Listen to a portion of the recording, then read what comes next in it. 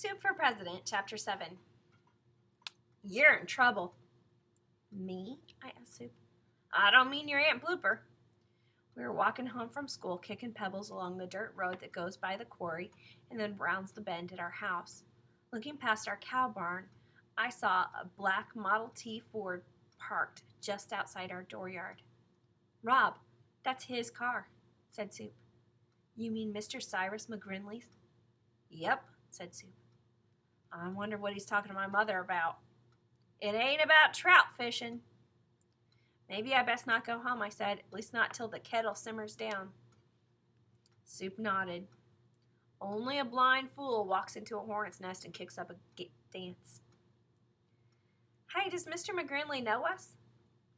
Most folks do, said Soup with a sigh. Do you think he knows about the barn we painted? You painted it, said Soup. Bet your name's on it. That, said Soup, is my very next problem. Soup and I walked a few cautious steps closer to our house. Everything was still. We couldn't hear any voices, and Mr. Cyrus McGrinley had a voice that, when he was angry, would travel at least a mile upwind. Things are sort of quiet, Soup. Not for long. Hey, somebody's coming out the door. Who is it? I smiled. It's your mother. Ma? I wonder what she's doing. Visiting my ma and Aunt Carrie. I don't like it, said Soup. Do you? Well, I'm not exactly joyful, I said. Soup sighed. I'm sure glad. About what? I'm glad I didn't paint Mr. McGinley's barn. But it was your idea, Soup. Yeah, and now we need another, and fast. Painting my name on his dumb old barn was my brainstorm. Now it's your turn for an idea. Maybe we could run away. Not now, we can't. Why not? I asked Soup. My mother just spotted us. Here she comes. Why is she walking so fast? All mothers do that, said Soup. It's when they're dying to find out if you've done something. Especially if they already know you've done it. They always walk fast. And your ma walks faster than most folks run. Luther! Yelled Mrs. Benson. Hi, Mom, said Soup. Howdy, Mrs. Benson, I said. She didn't answer. Luther, I want an answer from you, and I want it straight out. Yes'm. Mr. McGinley is inside. I was here when he pulled his car off the roadway in a cloud of dust and told Mrs. Peck and me about the red paint. What red paint? Said Soup. Robert!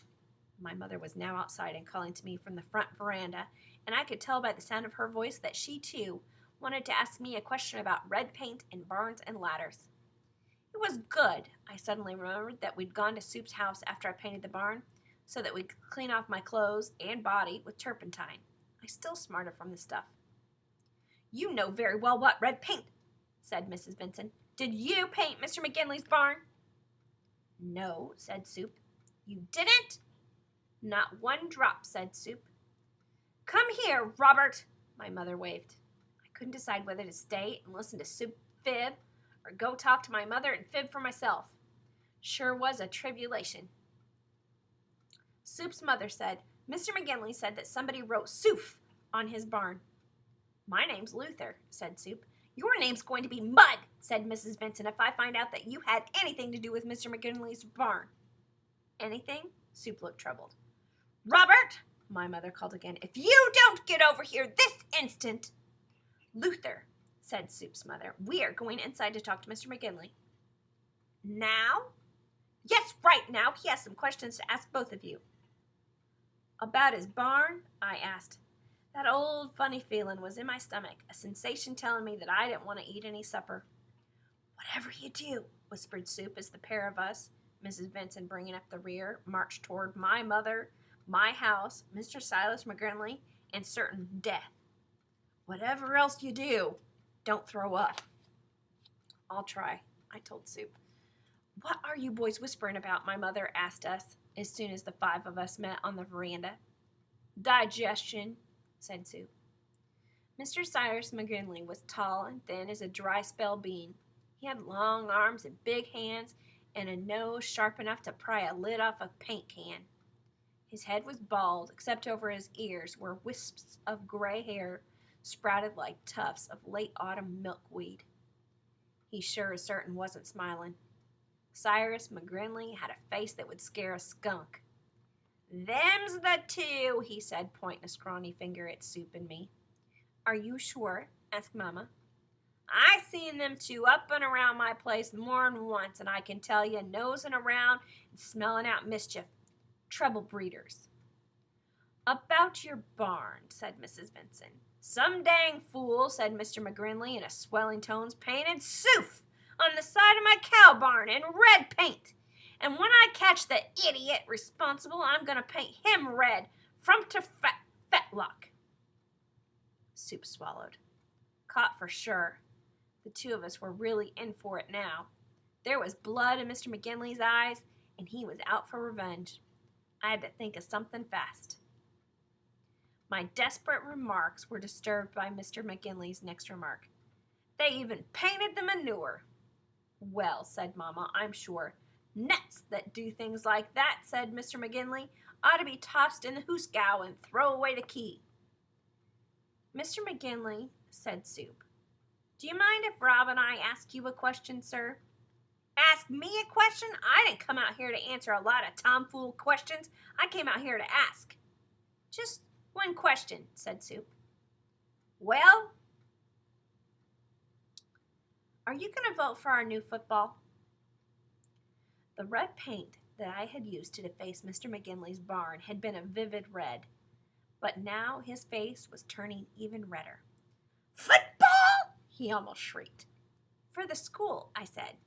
"Yes," said Soup. "We want to thank you for your support of the athletic program.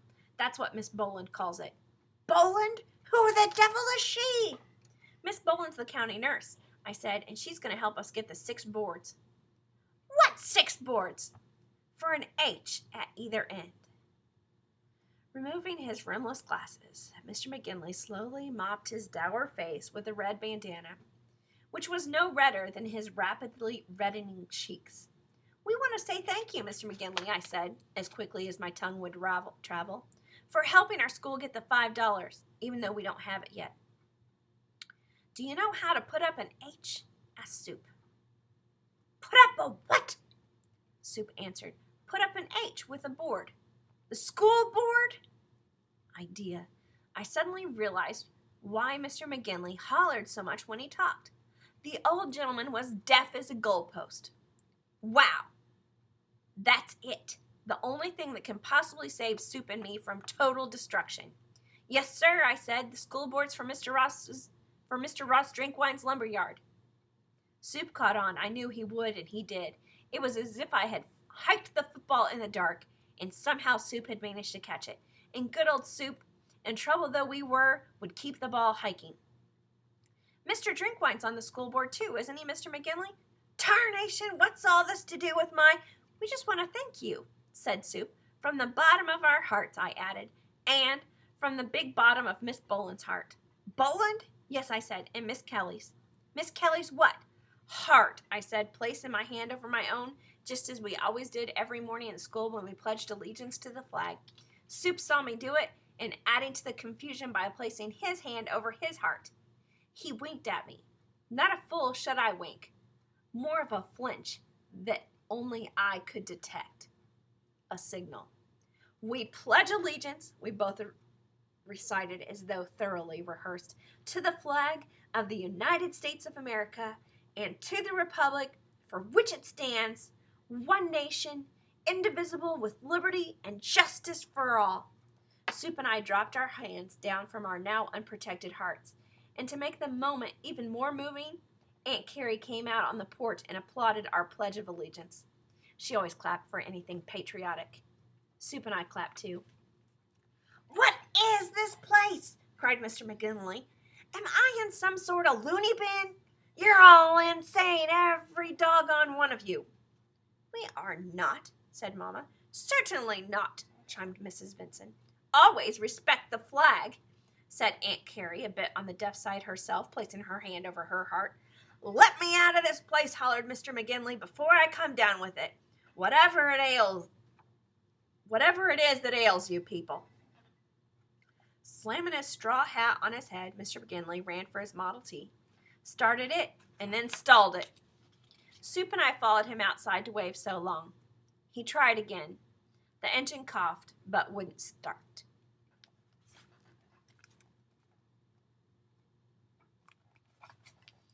You flooded it, said Soup. Mr. McGinley sat behind the wheel, waiting as you're supposed to do when you flood it, wiping his face with a bandana. Soup and I stood alongside, watching silently and smiling, again placing our hands over our hearts. Boys, said Mr. McGinley, tell me just one thing. Sure, we said. Just ask, Mr. McGinley. He asked, what the heck is a soof?